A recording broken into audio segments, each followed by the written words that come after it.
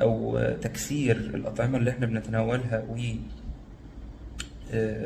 يعني تحويلها في الآخر المواد اللي بتخرج في البول أو في البراز.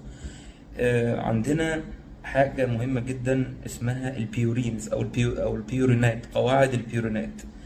دي جزيئات المفروض إن الجسم بيتخلص منها، موجودة في أطعمة كتيرة جدا بنتناولها، زي الفول، زي الفاصوليا، أي حاجة بيقولك إنها أي حاجة مكونة من زوجين، يعني مكونة من زوجين، أي حاجة زي الفول زي الفاصوليا.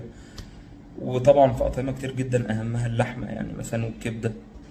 كل الأطعمة دي بتحتوي على مواد عند تكسير هذه الأطعمة مخرجاتها بيبقى فيها مواد اسمها البيورينات. الجسم مسؤول إن هو يخرج البيورينات دي ويتخلص الجسم منها. طبعا الجسم بيقوم بده من خلال إنزيم معين